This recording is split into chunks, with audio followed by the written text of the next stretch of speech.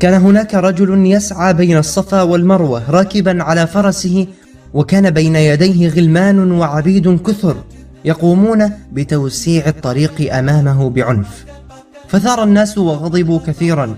وكان الرجل فارع الطول واسع العينين، وبعد مرور عدة سنوات رآه أحد الحجاج الذين زاملوه وهو يتكفف الناس على جسر بغداد، فتعجب الحاج من عمله وقال له: ألست أنت نفس الرجل الذي كان يحج على فرسه في سنة كذا، وكان بين يديك الكثير من العبيد توسع لك الطريق ضربا؟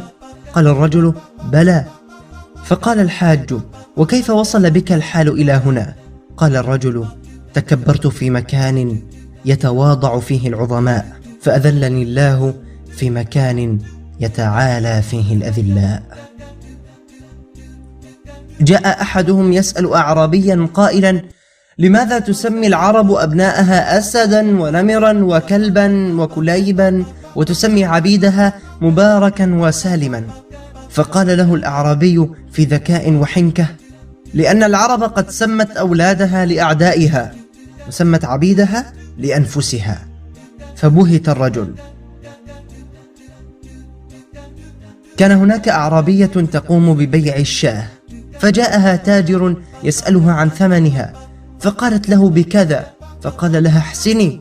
فتركت الأعرابية الشاة وهمت بالانصراف، فأوقفها التاجر وسألها عن سبب فعلها، فقالت له: لم تقولوا أنقصي، وإنما قلتم أحسني، والإحسان ترك الكل.